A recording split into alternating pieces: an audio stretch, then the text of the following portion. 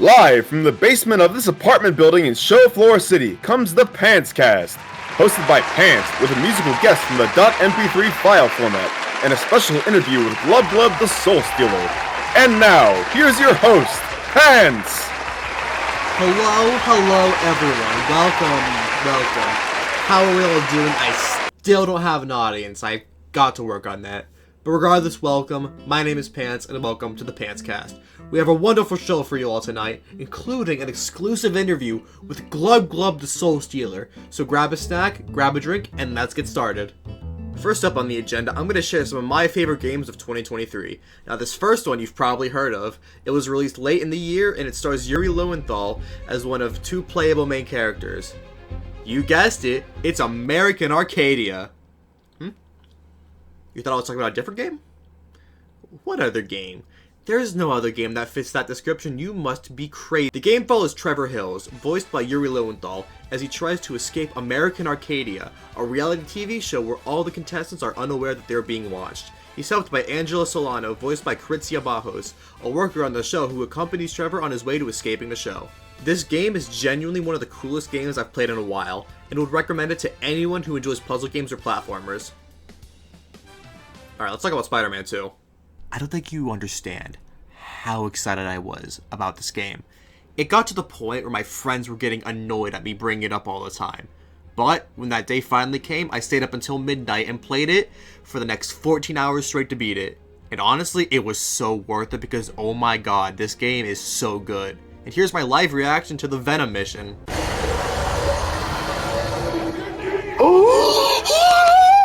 Is anyone else a bit concerned that the PS5 controller is set to record your voice automatically? No?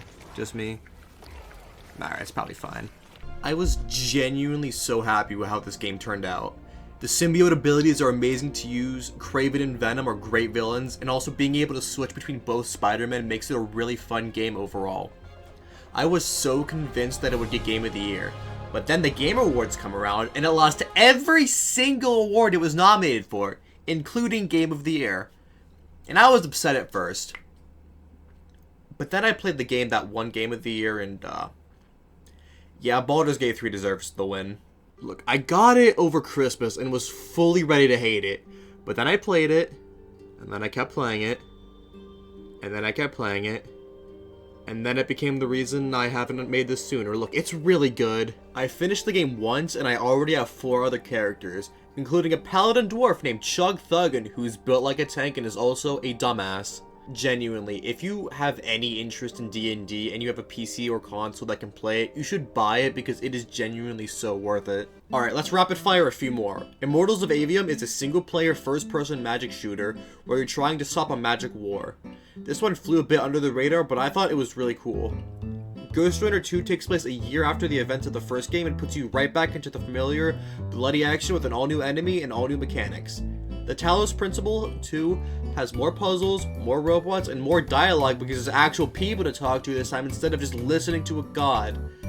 Jedi Survivor takes place 5 years after the events of the first game and expands on the combat and story of the first game. And those are some of my favorite games of the year. Apologies if those descriptions were bad, I'm not a game journalist.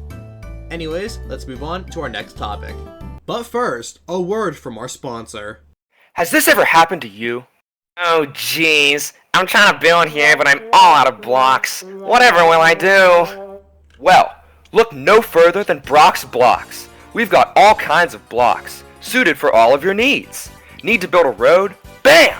Black and yellow concrete bundle for only $14.99. Need to put up a lamppost? Wham! Fences and lanterns for $7.89. We also have the most exotic blocks you'll ever find in Showtime City.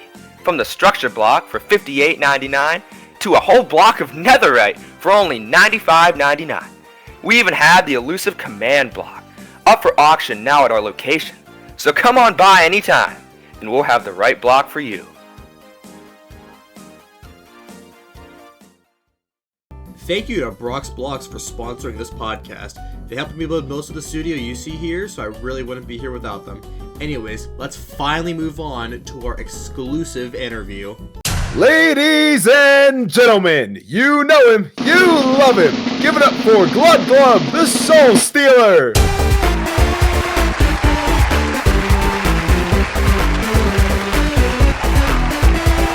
Thank you for joining me, Glub Glub. Now, you're pretty popular for being a soul stealer, so how exactly do you feel about your current fame?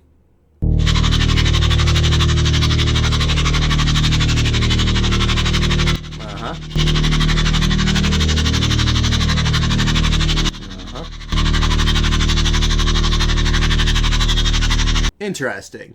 Now, forgive me for my ignorance, but how exactly does one steal a soul for those at home who want to follow in your footsteps?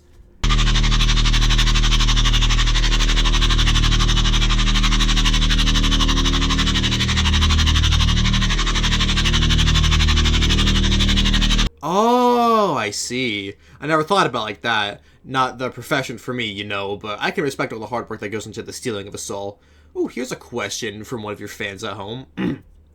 Dear Glub Glub, I've recently taken an interest in soul stealing, so I wanted to get your opinion on something.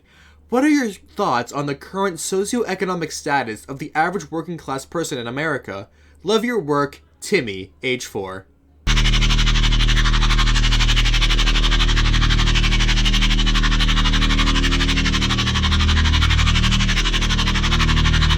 Ooh, that's a rather controversial opinion, Glub Glub. I'm not sure. Can we air that? We can? Alright then. It looks like we only have time for one more question. I think there's one thing that everyone at home wants to know, Glub Glub. Are you currently in a relationship with Flab Flab the Skin Peeler?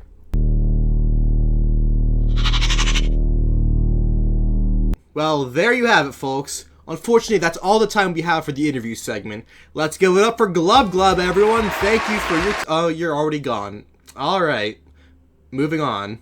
Okay. This is a topic that I've wanted to talk about for a while, but I've never had a proper place to put it, so I'm going to put it in this. Video game music is so good. Music makes up half of the gaming experience for me. When I hear a motif from earlier in the game used now, oh my god, it's amazing. And no game is a better example of this than Undertale. Undertale, for me at least, has some of the best music in any game ever made. You have the legends that are Megalovania, Asgore, Finale, Save the World, and even some of the names of the Undertale songs are immaculate.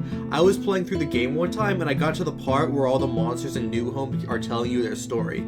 I was interested in the song because it's really good and leads perfectly into the Judgment Hall, so I looked it up and I realized it was called Undertale, and I thought that was pretty cool. And then I realized, the story the monsters are telling you, that's the Undertale. And then I proceeded to punch a hole in my monitor because Toby Fox cannot keep getting away with this! Another game that has great music is Minecraft. If you grew up playing Minecraft, then you know exactly what I mean. The feeling of nostalgia in every single song that you hear as you traverse this world made of blocks. Some of the new songs by the likes of Lena Rain and Kumi Tanioka are able to replicate this vibe, but none of them come closer to the likes of the man himself, C418. The main one that comes to mind when I think of nostalgic Minecraft songs is Mice on Venus. Picture this. You're exploring your world and you come across a big mountain. Your first thought is probably, I want to climb it. So you start to climb it. But as you do, Mice on Venus starts fading in. You continue climbing, and as you near the peak, you realize that the sun is starting to set. You continue up the mountain, closer and closer to the top. And as Mice on Venus continues, it reminds you of all the times you've played Minecraft, all the memories you've made, all the friends you've played with, all the blocks you've placed. And as you reach the top, you realize your story isn't over. There's more memories to be made, more friends to play with, more blocks to place. And then you watch the sunset. And in that moment, you are really, truly happy.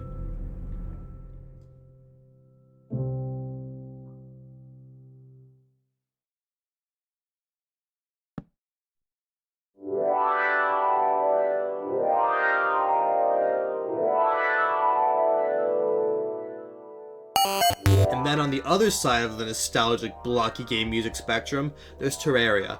And while I don't have nearly as much time in Terraria as I do Minecraft, I've still spent enough time there to get nostalgic over its funky tunes.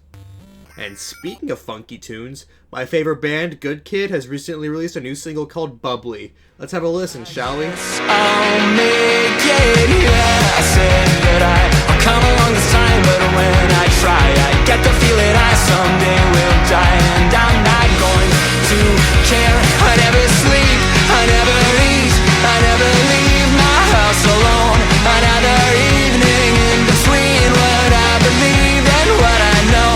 I never sleep, I never eat, I never leave my house alone. Another evening in between what I believe and what I know and what I know. Yeah, song's pretty good, 9 out of 10. And with that, that about wraps up all the time I have. Thank you for watching, and I'll see you next time.